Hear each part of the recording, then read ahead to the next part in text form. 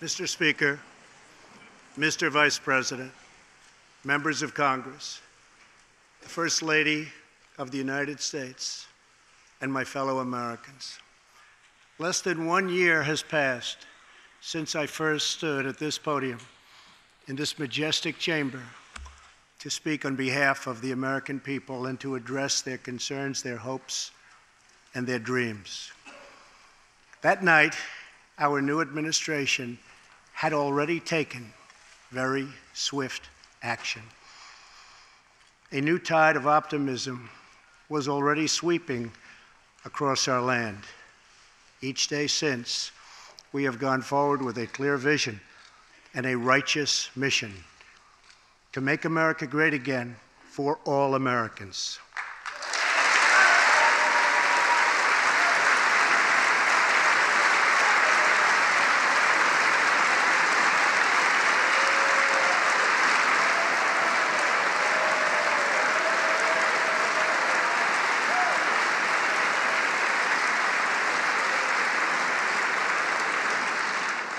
Over the last year, we have made incredible progress and achieved extraordinary success. We have faced challenges we expected and others we could never have imagined. We have shared in the heights of victory and the pains of hardship. We have endured floods and fires and storms. But through it all, we have seen the beauty of America's soul and the steel in America's spine. Each test has forged new American heroes to remind us who we are and show us what we can be.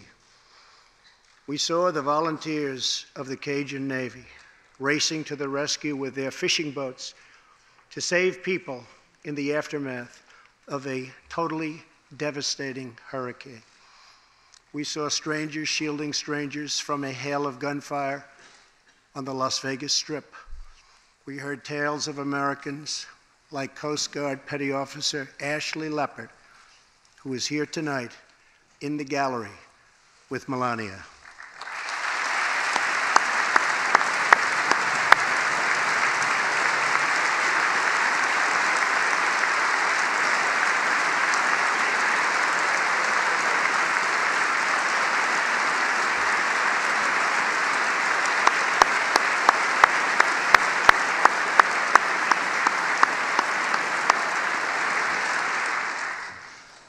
Ashley was aboard one of the first helicopters on the scene in Houston during the Hurricane Harvey. Through 18 hours of wind and rain, Ashley braved live power lines and deep water to help save more than 40 lives. Ashley, we all thank you. Thank you very much.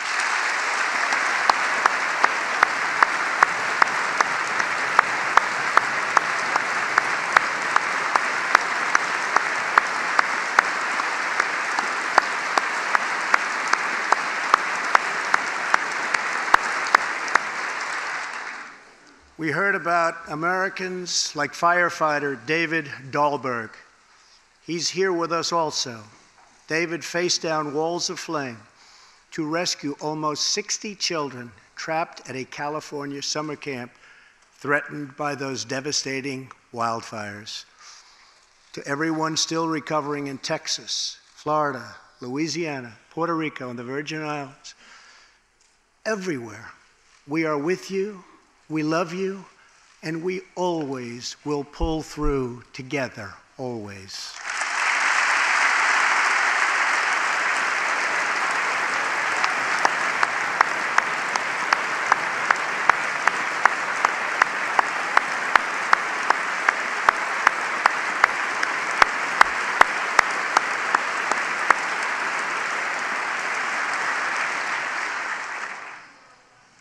Thank you to David and the brave people of California. Thank you very much, David. Great job. Some trials over the past year touched this chamber very personally. With us tonight is one of the toughest people ever to serve in this House. A guy who took a bullet, almost died, and was back to work 3.5 months later. The legend from Louisiana, Congressman Steve Scalise.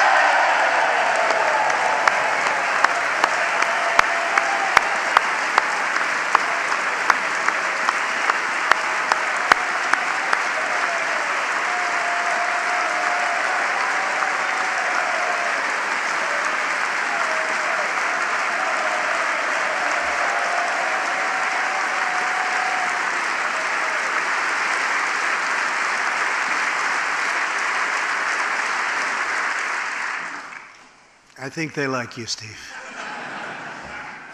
We're incredibly grateful for the heroic efforts of the Capitol Police officers, the Alexandria Police, and the doctors, nurses, and paramedics who saved his life and the lives of many others, some in this room. In the aftermath, yes.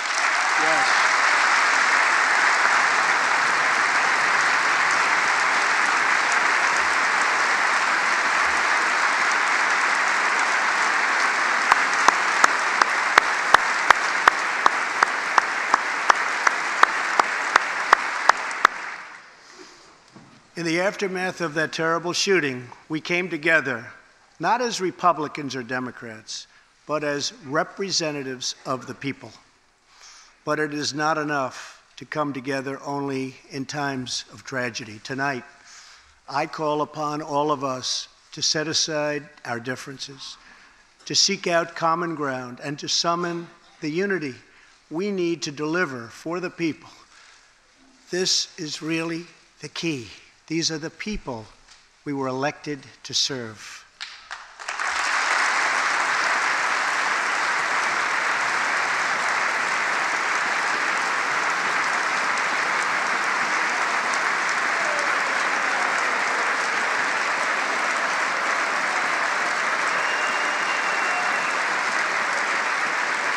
Thank you. Over the last year, the world has seen what we always knew, that no people on earth are so fearless or daring or determined as Americans. If there is a mountain, we climb it. If there's a frontier, we cross it. If there's a challenge, we tame it. If there's an opportunity, we seize it. So let's begin tonight by recognizing that the state of our union is strong, because our people are strong.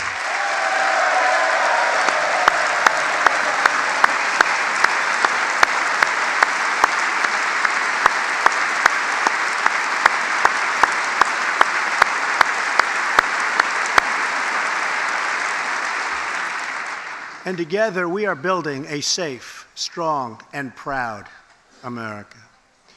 Since the election, we have created 2.4 million new jobs,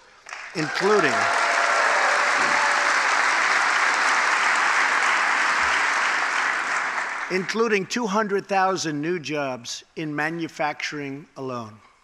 Tremendous numbers. After years and years of wage stagnation, we are finally seeing rising wages.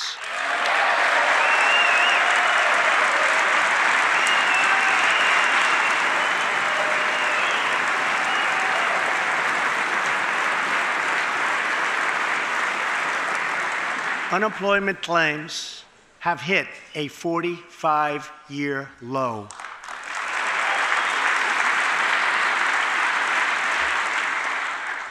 And something I'm very proud of, African American unemployment stands at the lowest rate ever recorded.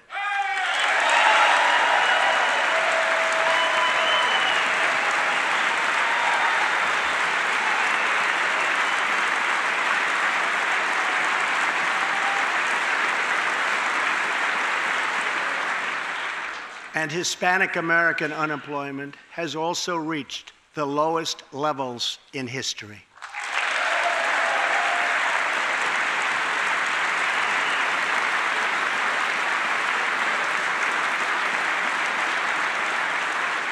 Small business confidence is at an all-time high. The stock market has smashed one record after another, gaining $8 trillion and more in value in just this short period of time. The great news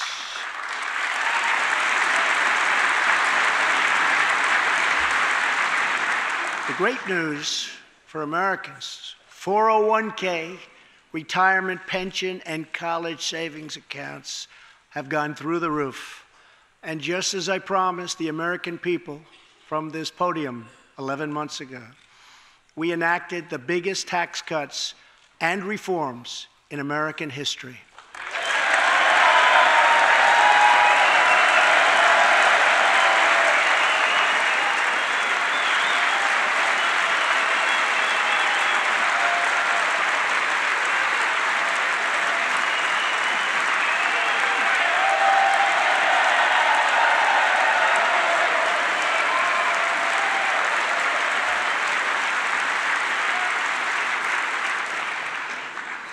our massive tax cuts provide tremendous relief for the middle class and small business. To lower tax rates for hardworking Americans, we nearly doubled the standard deduction for everyone.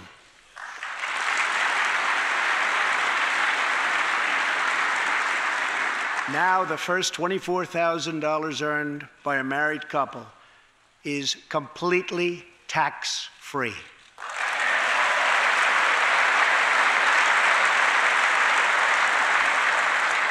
We also doubled the child tax credit.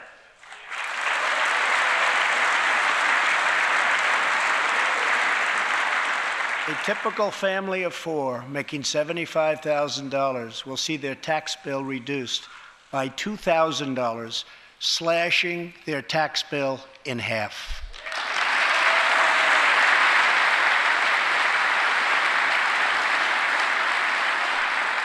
In April, this will be the last time you will ever file under the old and very broken system, and millions of Americans will have more take-home pay starting next month, a lot more.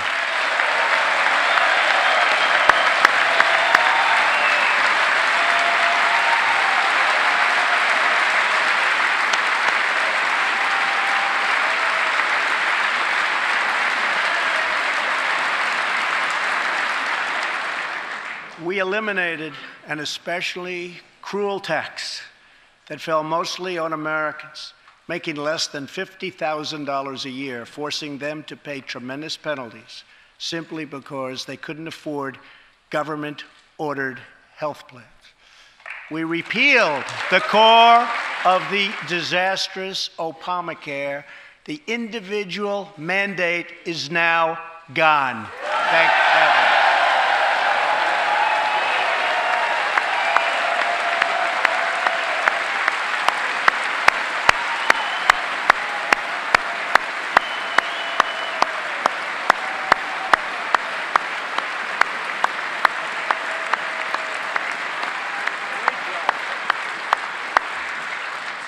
We slashed the business tax rate from 35% all the way down to 21%, so American companies can compete and win against anyone else anywhere in the world.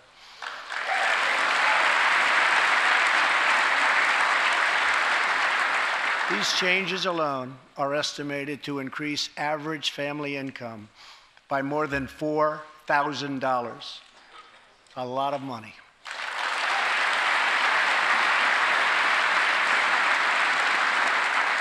Small businesses have also received a massive tax cut and can now deduct 20% of their business income. Here tonight are Steve Staub and Sandy Keplinger of Staub Manufacturing, a small, beautiful business in Ohio. They've just finished the best year in their 20-year history.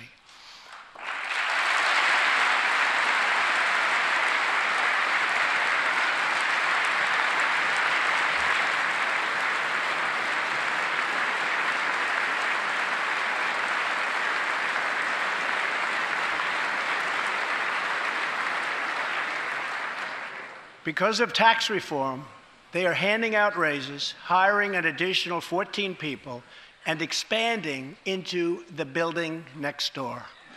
Good feeling.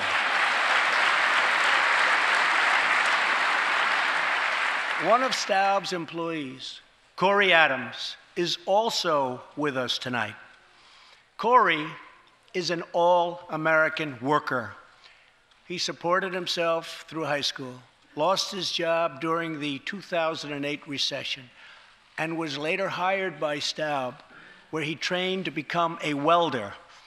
Like many hardworking Americans, Corey plans to invest his tax cut raise into his new home and his two daughters' education.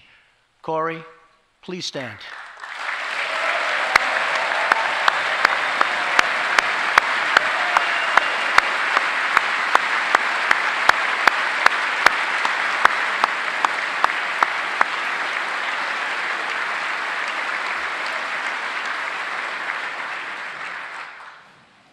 and he's a great welder. I was told that by the man that owns that company that's doing so well. So congratulations, Corey. Since we passed tax cuts, roughly 3 million workers have already gotten tax cut bonuses, many of them thousands and thousands of dollars per worker, and it's getting more every month, every week. Apple has just announced it plans to invest a total of $350 billion in America and hire another 20,000 workers.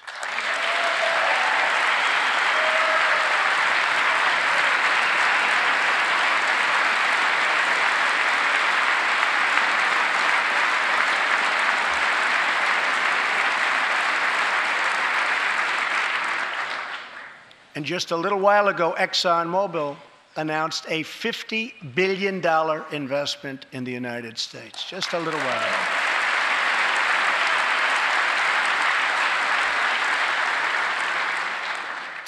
This, in fact, is our new American moment. There has never been a better time to start living the American dream. So to every citizen watching at home tonight, no matter where you've been or where you've come from, this is your time. If you work hard, if you believe in yourself, if you believe in America, then you can dream anything. You can be anything. And together, we can achieve absolutely anything.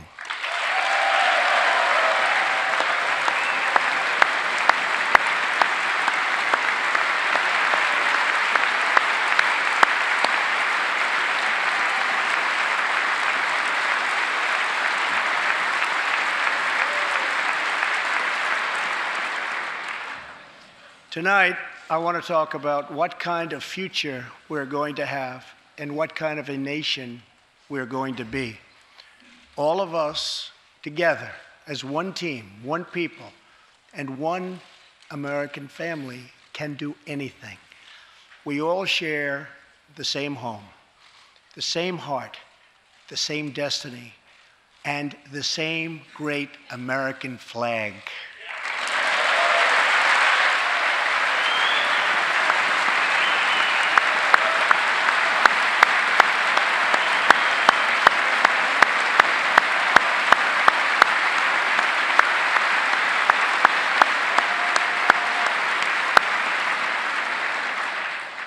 Together, we are rediscovering the American way. In America, we know that faith and family, not government and bureaucracy, are the center of American life. The motto is, "In God we trust."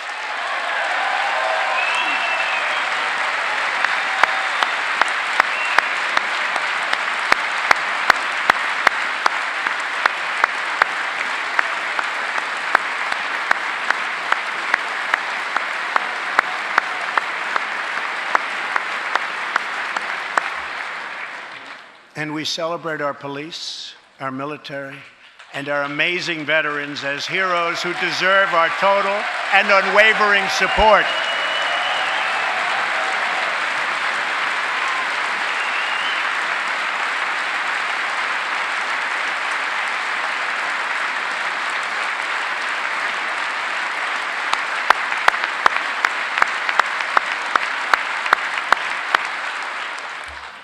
Here tonight is Preston Sharp, a 12-year-old boy from Redding, California, who noticed that veterans' graves were not marked with flags on Veterans Day. He decided all by himself to change that and started a movement that has now placed 40,000 flags at the graves of our great heroes. Preston, a job well done.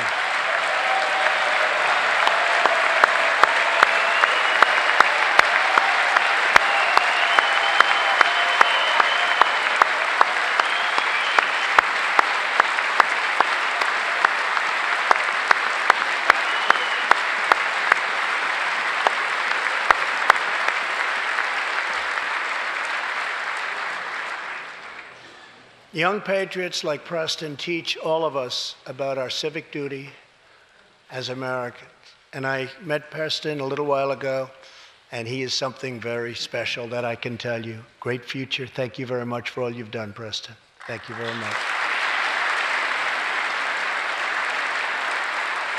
Preston's reverence for those who have served our nation reminds us of why we salute our flag, why we put our hands on our hearts for the Pledge of Allegiance, and why we proudly stand for the national anthem.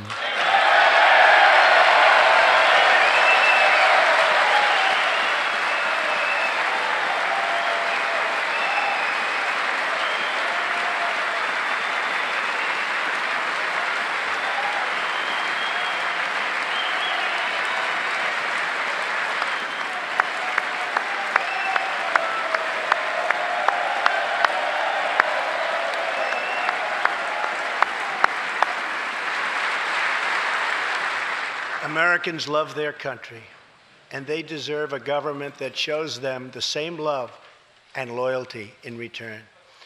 For the last year, we have sought to restore the bonds of trust between our citizens and their government. Working with the Senate, we are appointing judges who will interpret the Constitution as written, including a great new Supreme Court justice and more circuit court judges than any new administration in the history of our country.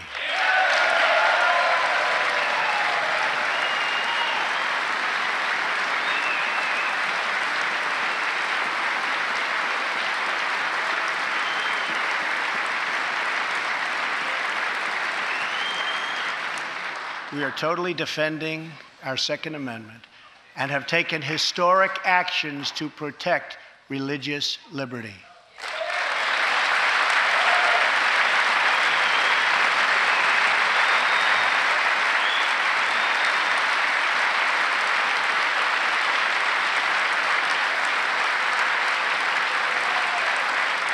And we are serving our brave veterans, including giving our veterans choice in their health care decisions.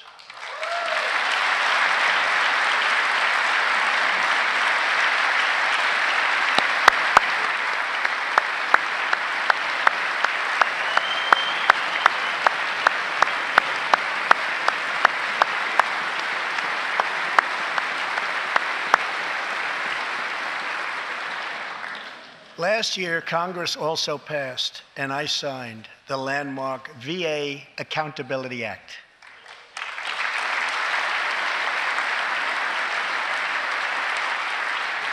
Since its passage, my administration has already removed more than 1,500 VA employees who failed to give our veterans the care they deserve, and we are hiring talented people who love our vets as much as we do.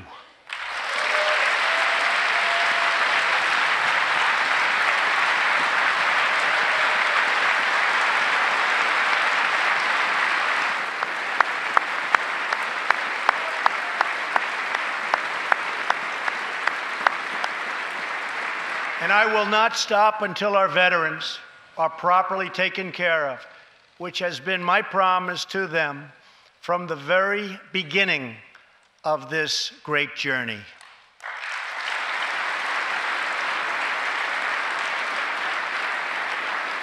All Americans deserve accountability and respect, and that's what we are giving to our wonderful heroes, our veterans. Thank you.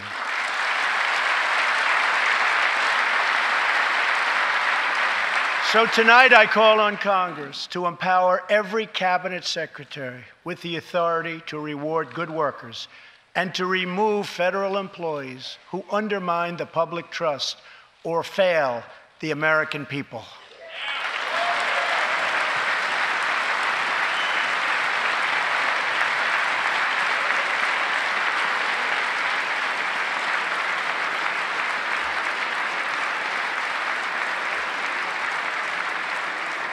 In our drive to make Washington accountable, we have eliminated more regulations in our first year than any administration in the history of our country.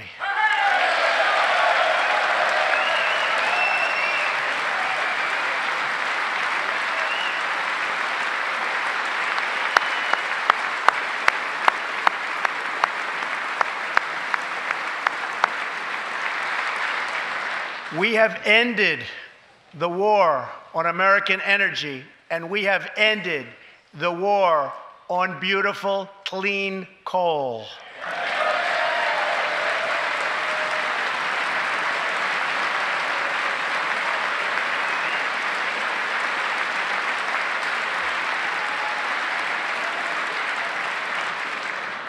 We are now very proudly an exporter of energy to the world.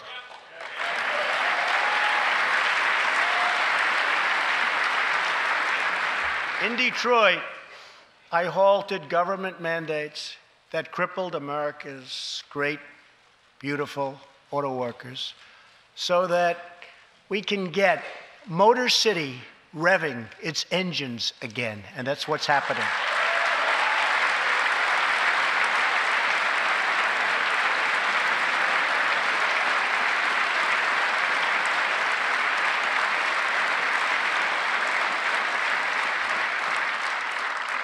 Many car companies are now building and expanding plants in the United States, something we haven't seen for decades. Chrysler is moving a major plant from Mexico to Michigan. Toyota and Mazda are opening up a plant in Alabama, a big one, and we haven't seen this in a long time. It's all coming back.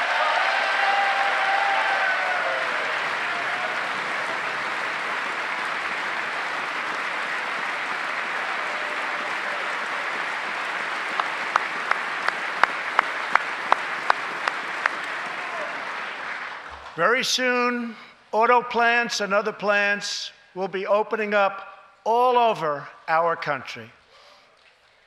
This is all news Americans are totally unaccustomed to hearing.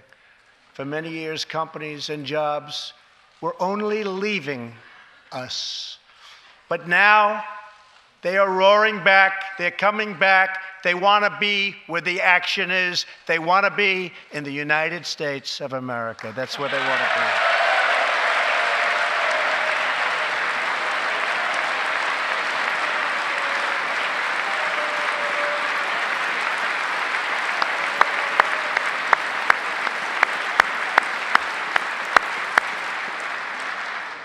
Exciting progress is happening every single day. To speed access to breakthrough cures and affordable generic drugs, last year, the FDA approved more new and generic drugs and medical devices than ever before in our country's history.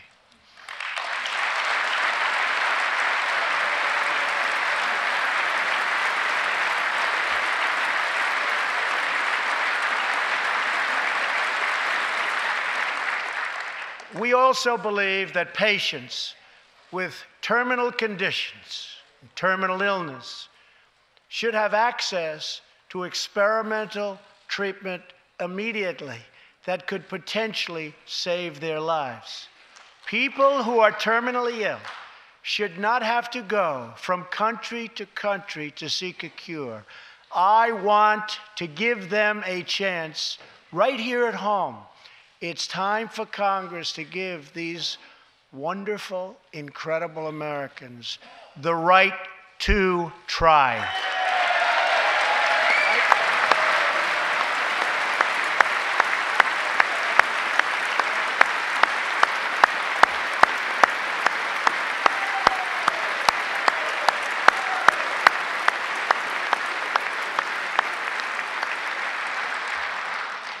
One of my greatest priorities is to reduce the price of prescription drugs.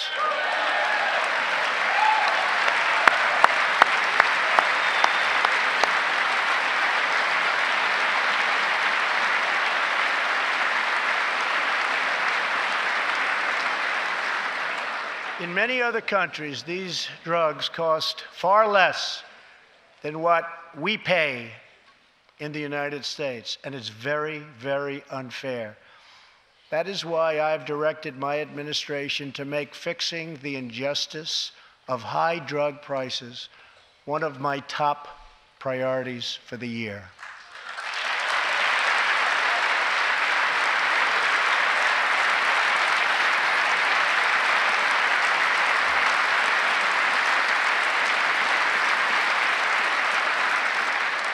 and prices will come down substantially. Watch. America has also finally turned the page on decades of unfair trade deals that sacrificed our prosperity and shipped away our companies, our jobs, and our wealth. Our nation has lost its wealth, but we're getting it back so fast. The era of economic surrender is totally over. From now on, we expect trading relationships to be fair and, very importantly, reciprocal.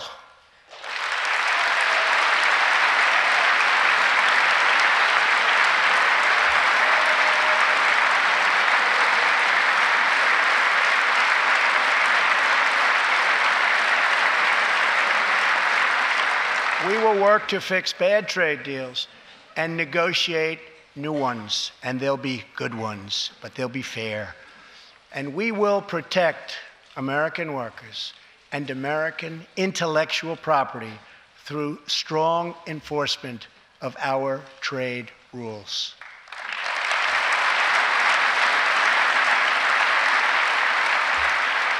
As we rebuild our industries, it is also time to rebuild our crumbling infrastructure.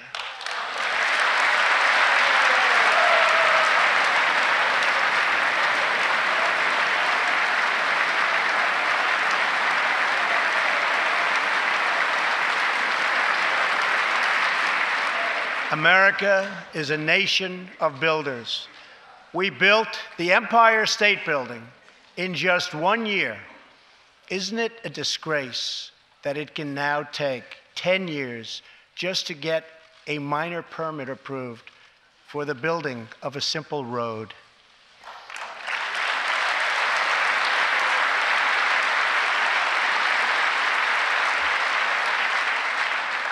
I am asking both parties to come together to give us safe, fast, reliable, and modern infrastructure that our economy needs and our people deserve.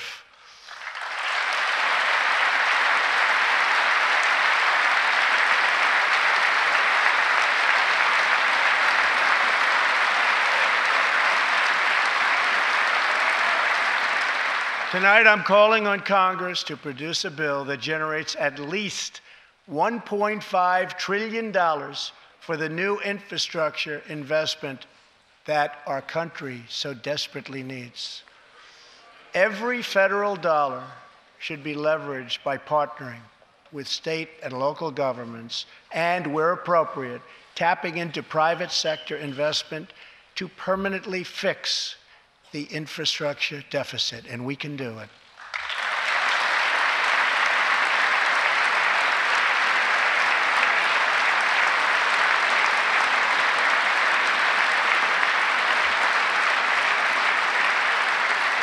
Any bill must also streamline the permitting and approval process, getting it down to no more than 2 years and perhaps even 1.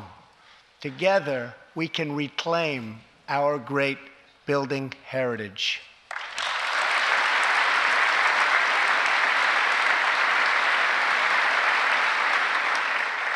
We will build gleaming new roads, bridges, highways, railways, and waterways all across our land. And we will do it with American heart, and American hands, and American grit.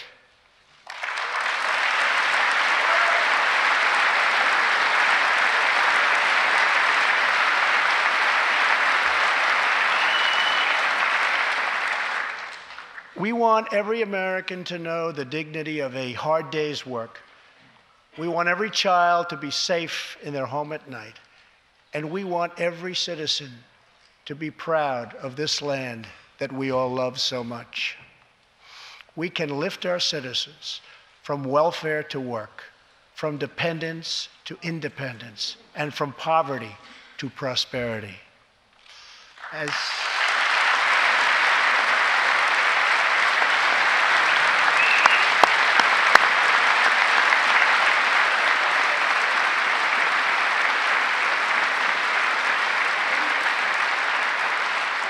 tax cuts create new jobs. Let's invest in workforce development, and let's invest in job training, which we need so badly.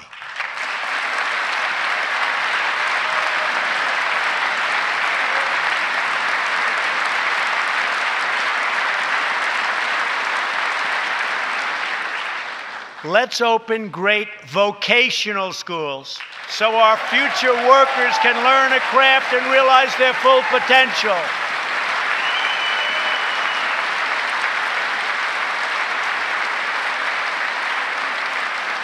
And let's support working families by supporting paid family leave.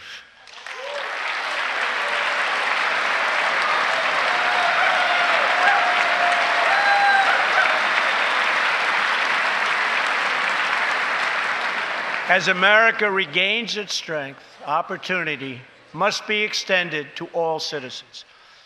That is why this year we will embark on reforming our prisons to help former inmates who have served their time get a second chance at life.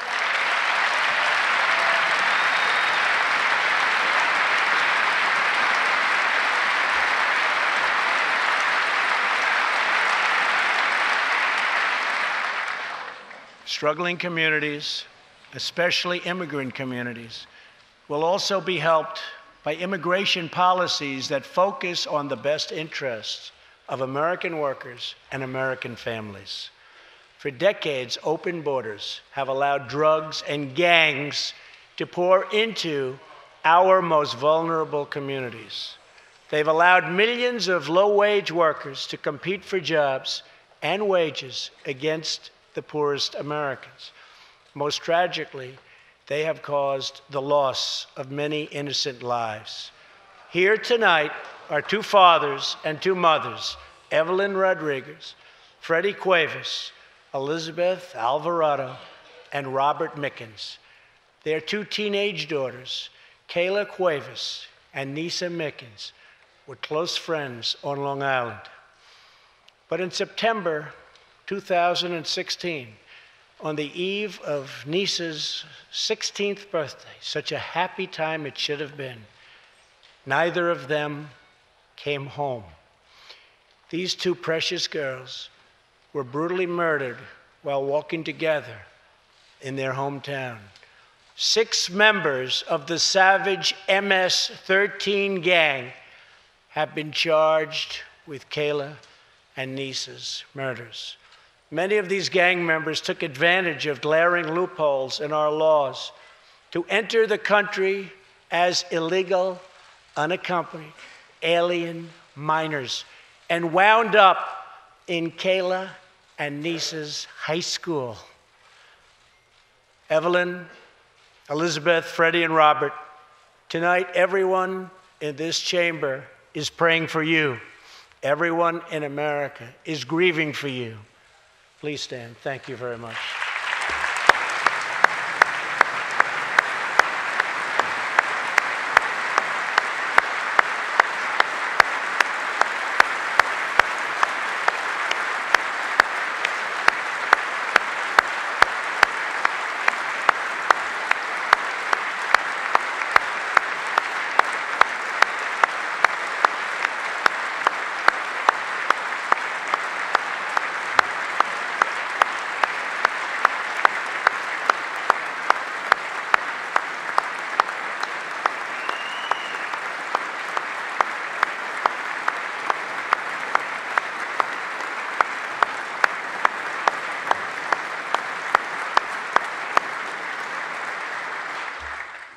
I want you to know that 320 million hearts are right now breaking for you. We love you. Thank you.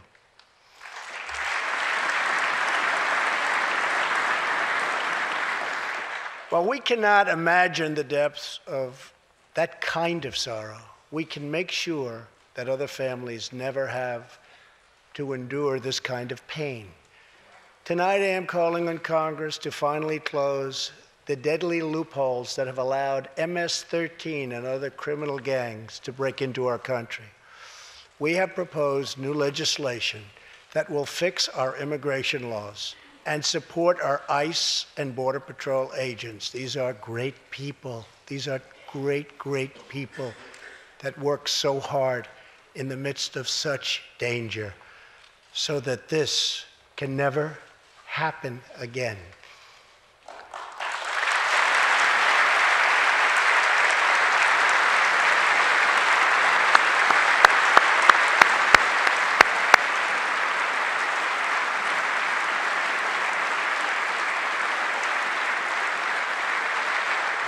The United States is a compassionate nation.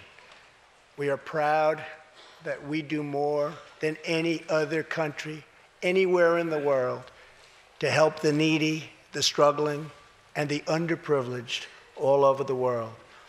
But as President of the United States, my highest loyalty, my greatest compassion, my constant concern is for America's children, America's struggling workers, and America's forgotten communities. I want our youth to grow up to achieve great things. I want our poor to have their chance to rise. So tonight I am extending an open hand to work with members of both parties, Democrats and Republicans, to protect our citizens of every background, color, religion, and creed.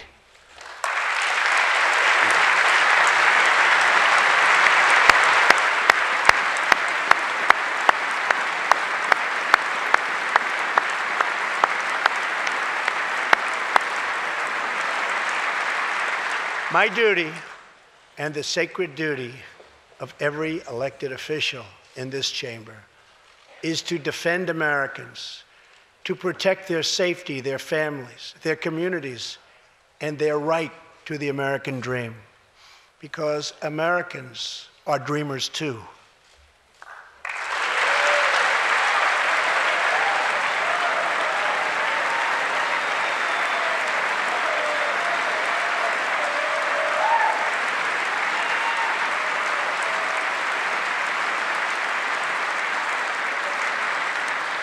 Here tonight is one leader in the effort to defend our country, Homeland Security Investigation Special Agent Celestino Martinez. He goes by DJ and CJ. He said, call me either one. So we'll call you CJ. Served 15 years in the Air Force before becoming an ICE agent and spending the last 15 years fighting gang violence and getting dangerous criminals off of our streets. Tough job. At one point, MS-13 leaders ordered CJ's murder, and they wanted it to happen quickly. But he did not cave to threats or to fear. Last May, he commanded an operation to track down gang members on Long Island. His team has arrested nearly 400, including more than 220 MS-13 gang members. And I have to tell you, what the Border Patrol and ICE have done, we have sent thousands and thousands and thousands of MS-13 horrible people out of this country or into our prisons. So I just want to congratulate you, CJ. You're a brave guy. Thank you very much.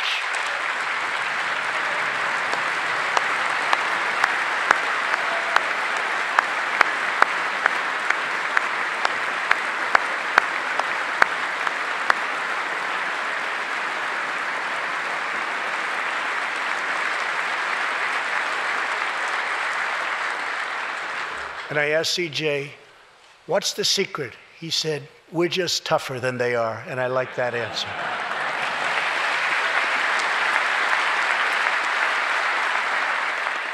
Now let's get Congress to send you, and all of the people in this great chamber have to do it. We have no choice.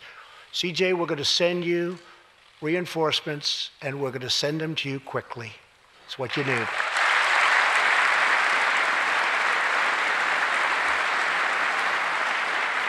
Over the next few weeks, the House and Senate will be voting on an immigration reform package. In recent months, my administration has met extensively with both Democrats and Republicans to craft a bipartisan approach to immigration reform. Based on these discussions, we presented Congress with a detailed proposal that should be supported by both parties as a fair compromise, one where nobody gets everything they want, but where our country gets the critical reforms it needs and must have.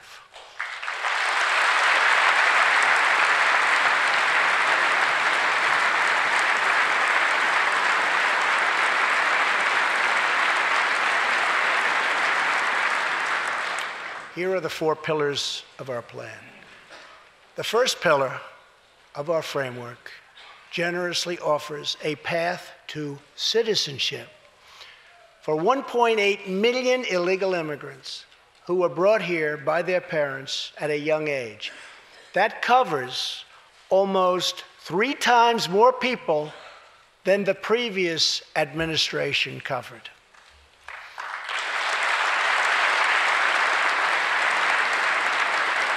Under our plan, those who meet education and work requirements and show good moral character will be able to become full citizens of the United States over a 12-year period.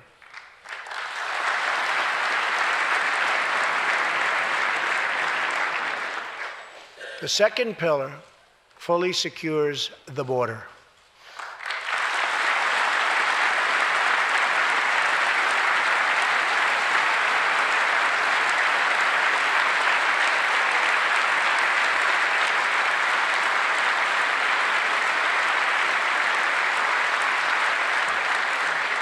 That means building a great wall on the southern border, and it means hiring more heroes like CJ to keep our communities safe.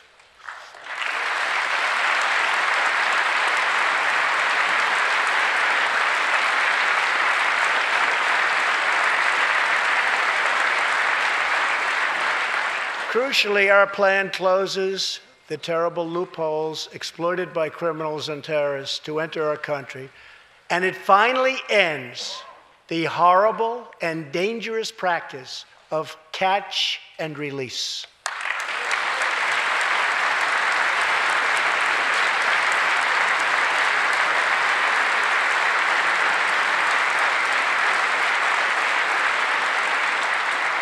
The third pillar ends the visa lottery, a program that randomly hands out green cards without any regard for skill, merit, or the safety of American people.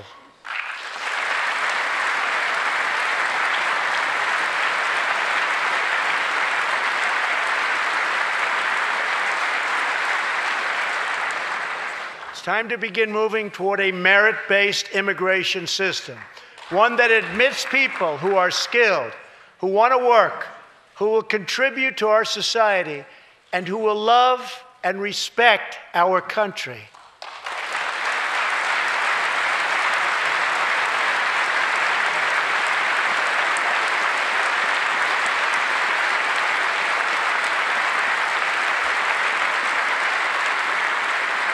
The fourth and final pillar protects the nuclear family by ending chain migration.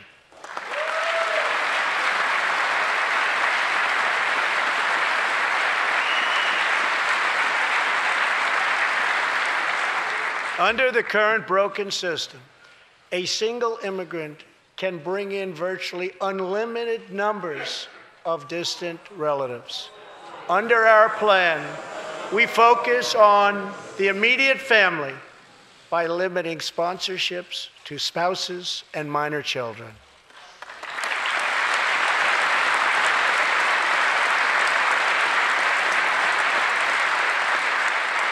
This vital reform is necessary not just for our economy, but for our security and for the future of America. In recent weeks, 2 terrorist attacks in New York were made possible by the visa lottery and chain migration. In the age of terrorism, these programs present risks we can just no longer afford. It's time to reform.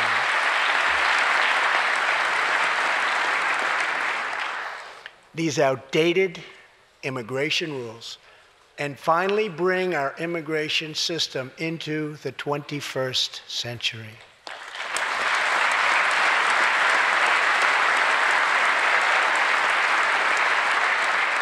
These four pillars represent a down-the-middle compromise and one that will create a safe, modern, and lawful immigration system.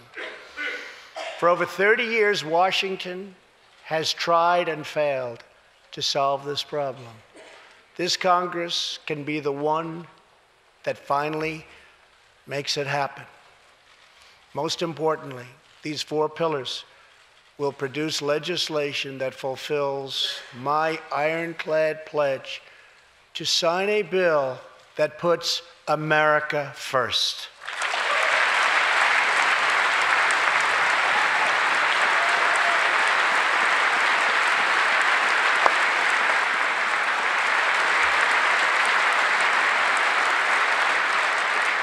So let's come together, set politics aside, and finally get the job done.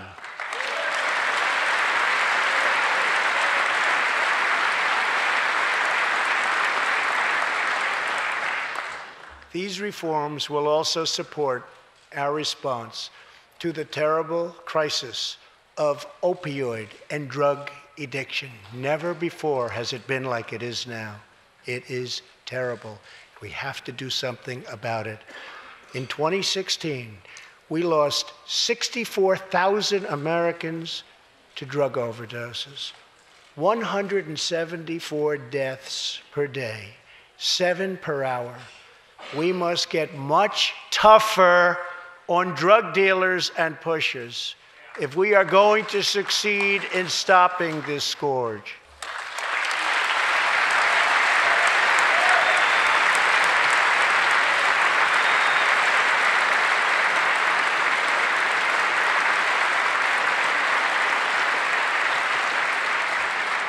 My administration is committed to fighting the drug epidemic and helping get treatment for those in need, for those who have been so terribly hurt. The struggle will be long and it will be difficult, but as Americans always do, in the end, we will succeed, we will prevail.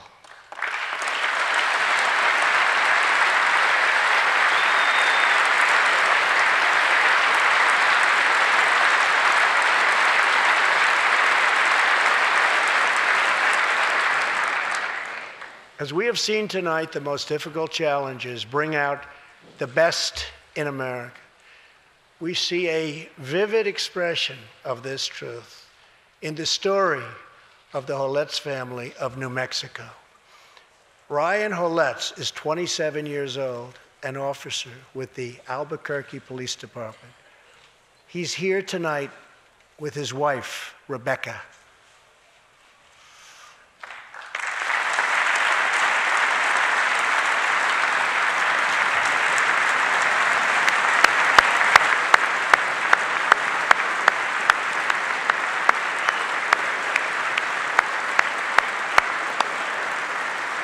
Thank you, Ryan. Last year, Ryan was on duty when he saw a pregnant, homeless woman preparing to inject heroin. When Ryan told her she was going to harm her unborn child, she began to weep. She told him she didn't know where to turn, but badly wanted a safe home for her baby. In that moment, Ryan said he felt God speak to him. You will do it because you can. He heard those words. He took out a picture of his wife and their 4 kids. Then he went home to tell his wife, Rebecca. In an instant, she agreed to adopt. The Holetz named their new daughter Hope. Ryan and Rebecca, you embody the goodness of our nation. Thank you.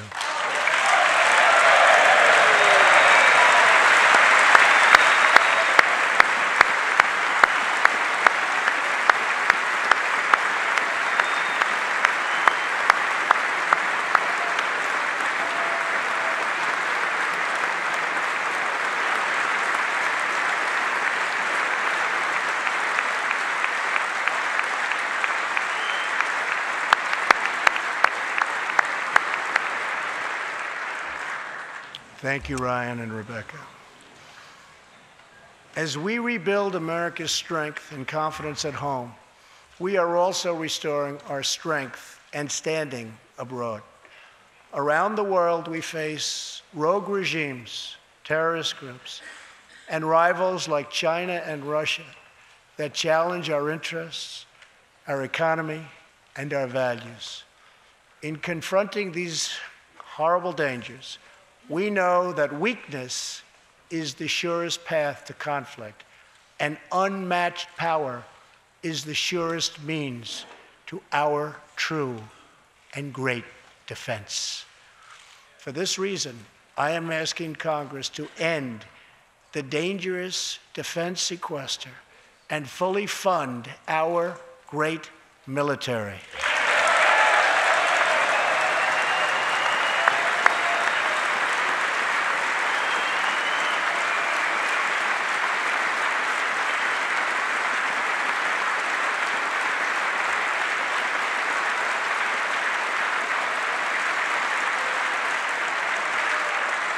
As part of our defense, we must modernize and rebuild our nuclear arsenal, hopefully never having to use it, but making it so strong and so powerful that it will deter any acts of aggression by any other nation or anyone else.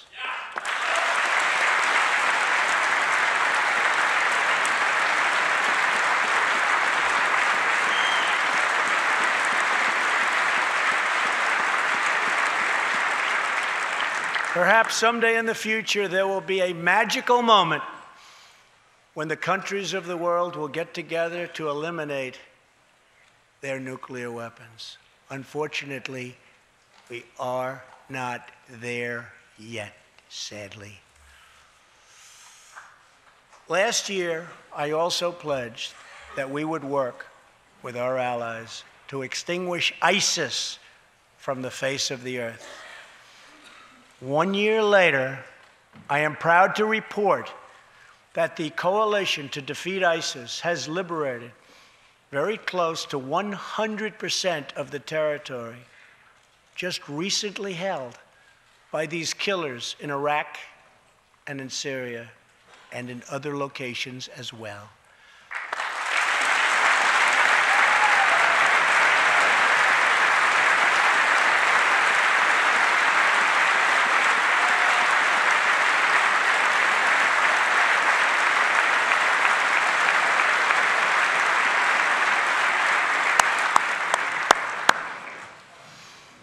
But there is much more work to be done.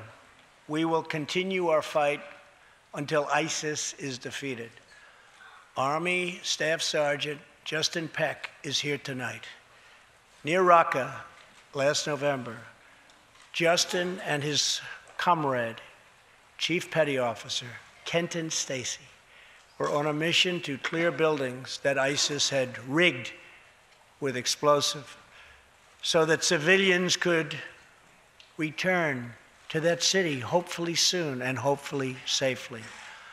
Clearing the second floor of a vital hospital, Kenton Stacy was severely wounded by an explosion. Immediately, Justin bounded into the booby-trapped and unbelievably dangerous and unsafe building and found Kenton, but in very, very bad shape. He applied pressure to the wound and inserted a tube to reopen an airway. He then performed CPR for 20 straight minutes during the ground transport and maintained artificial respiration through 2.5 hours and through emergency surgery. Kenton Stacy would have died if it were not for Justin's selfless love for his fellow warrior. Tonight, Kenton is recovering in Texas.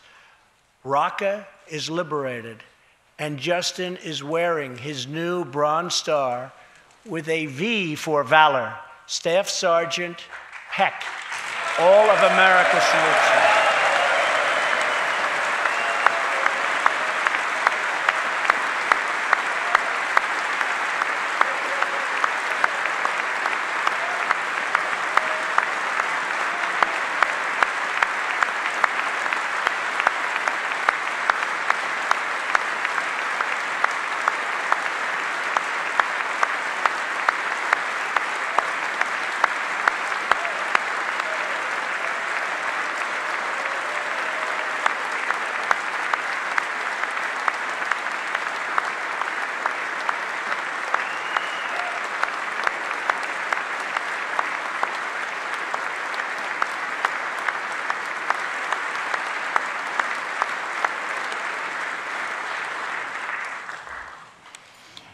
Terrorists who do things like place bombs in civilian hospitals are evil. When possible, we have no choice but to annihilate them. When necessary, we must be able to detain and question them. But we must be clear, terrorists are not merely criminals. They are unlawful enemy combatants.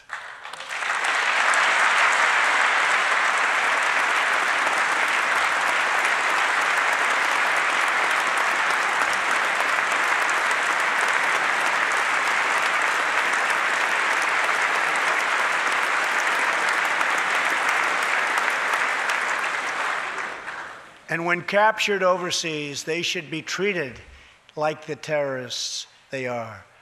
In the past, we have foolishly released hundreds and hundreds of dangerous terrorists, only to meet them again on the battlefield, including the ISIS leader, al-Baghdadi, who we captured, who we had, who we released. So today, I'm keeping another promise. I just signed, prior to walking in, an order directing Secretary Mattis, who is doing a great job. Thank you.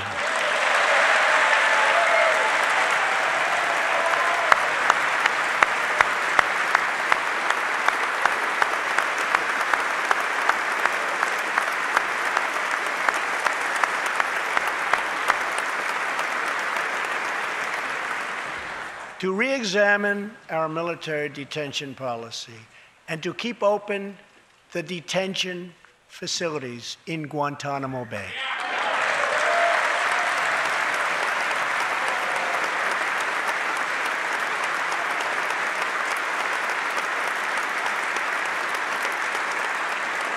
I am asking Congress to ensure that in the fight against ISIS and al-Qaeda, we continue to have all necessary power to detain terrorists wherever we chase them down, wherever we find them. And in many cases, for them, it will now be Guantanamo Bay.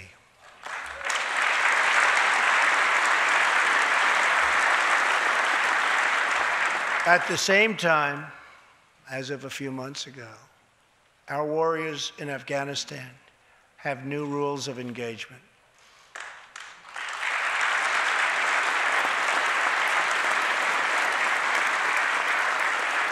Along with their heroic Afghan partners, our military is no longer undermined by artificial timelines, and we no longer tell our enemies our plans.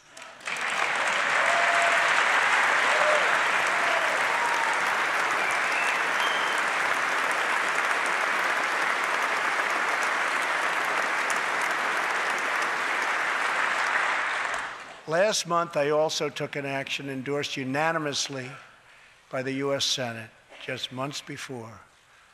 I recognized Jerusalem as the capital of Israel.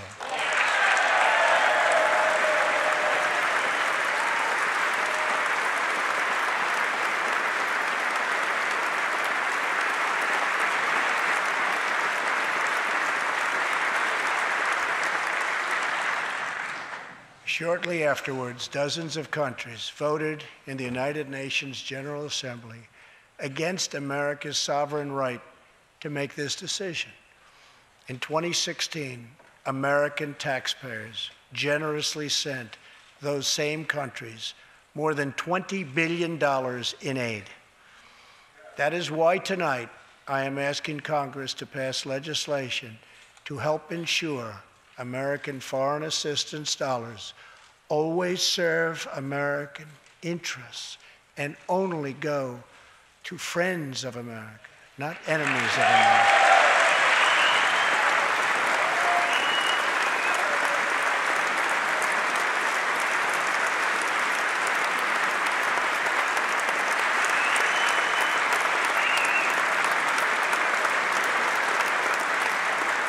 As we strengthen friendships all around the world, we are also restoring clarity about our adversaries. When the people of Iran rose up against the crimes of their corrupt dictatorship, I did not stay silent. America stands with the people of Iran in their courageous struggle for freedom.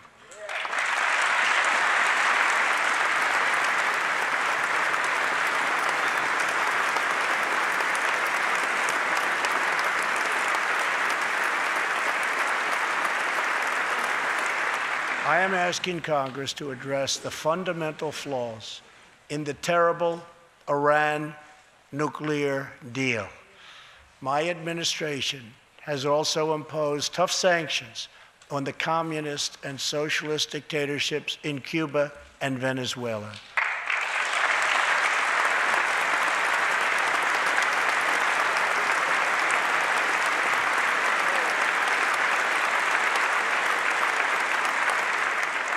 But no regime has oppressed its own citizens more totally or brutally than the cruel dictatorship in North Korea. North Korea's reckless pursuit of nuclear missiles could very soon threaten our homeland. We are waging a campaign of maximum pressure to prevent that from ever happening. Past experience has taught us that complacency and concessions only invite aggression and provocation. I will not repeat the mistakes of past administrations that got us into this very dangerous position. We need only look at the depraved character of the North Korean regime to understand the nature of the nuclear threat it could pose to America and to our allies. Otto Warmbier was a hard-working student at the University of Virginia, and a great student he was. On his way to study abroad in Asia, Otto joined a tour to North Korea. At its conclusion, this wonderful young man was arrested and charged with crimes against the state. After a shameful trial, the dictatorship sentenced Otto to 15 years of hard labor before returning him to America last June, horribly injured and on the verge of death. He passed away just days after his return. Otto's wonderful parents, Fred and Cindy Warmbier, are here with us tonight, along with Otto's brother and sister, Austin and Greta. Please.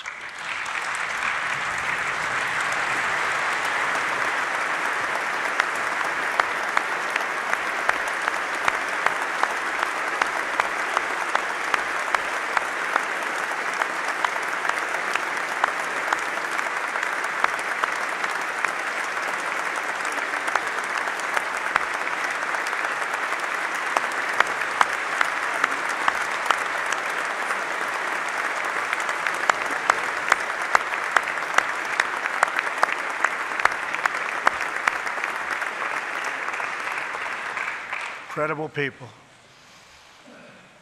You are powerful witnesses to a menace that threatens our world, and your strength truly inspires us all. Thank you very much. Thank you.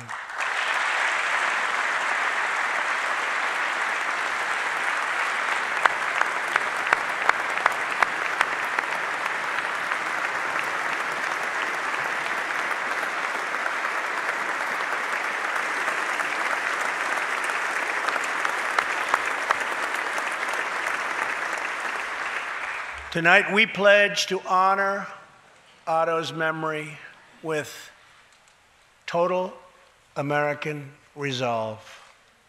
Thank you. Finally,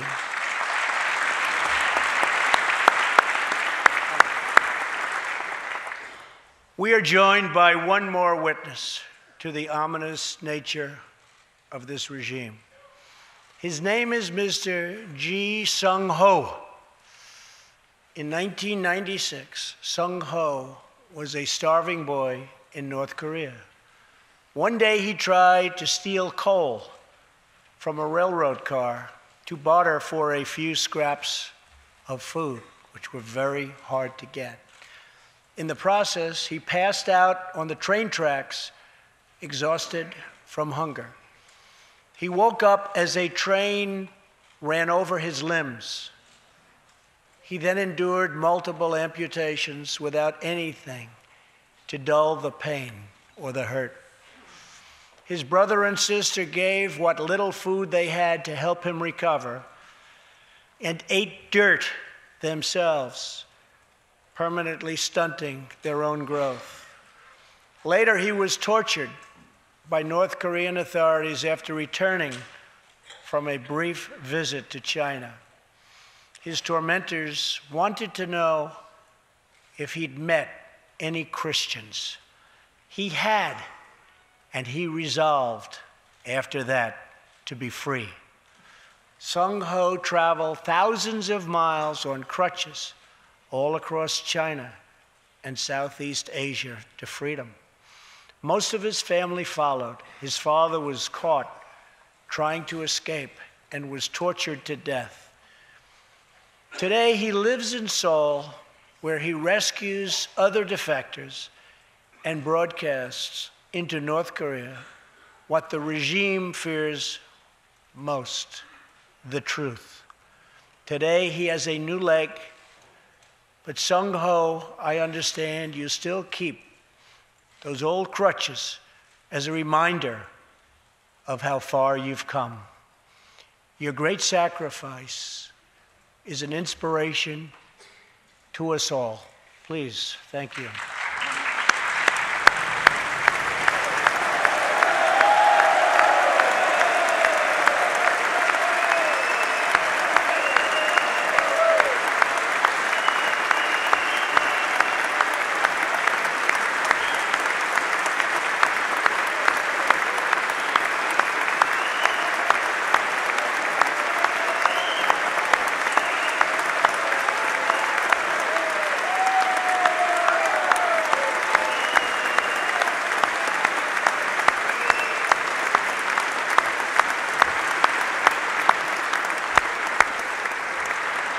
Sung Ho's story is a testament to the yearning of every human soul to live in freedom. It was that same yearning for freedom that nearly 250 years ago gave birth to a special place called America. It was a small cluster of colonies caught between a great ocean and a vast wilderness. It was home to an incredible people with a revolutionary idea that they could rule themselves, that they could chart their own destiny, and that together they could light up the entire world. That is what our country has always been about. That is what Americans have always stood for, always strived for, and always done. Atop the dome of this Capitol stands the Statue of Freedom. She stands tall and dignified among the monuments to our ancestors who fought and lived and died to protect her. Monuments to Washington and Jefferson and Lincoln and King. Memorials to the heroes of Yorktown and Saratoga, to young Americans who shed their blood on the shores of Normandy and the fields beyond, and others who went down in the waters of the Pacific and the skies all over Asia. And freedom stands tall over one more monument, this one. This Capitol, this living monument, this is the monument to the American people.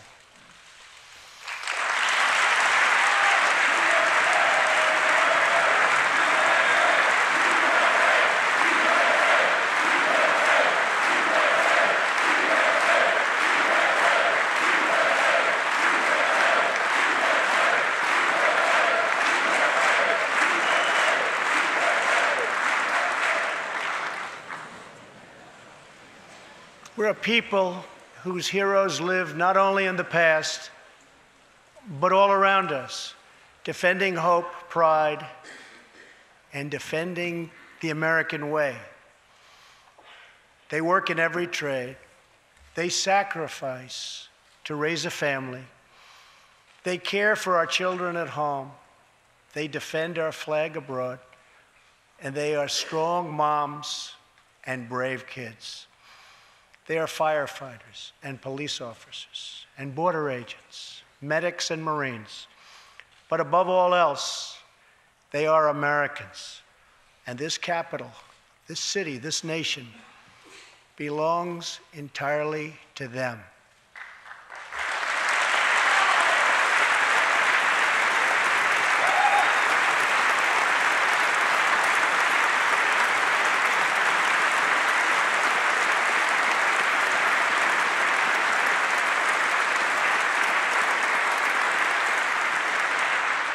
Our task is to respect them, to listen to them, to serve them, to protect them, and to always be worthy of them. Americans fill the world with art and music. They push the bounds of science and discovery, and they forever remind us of what we should never, ever forget. The people dreamed this country. The people built this country. And it's the people who are making America great again.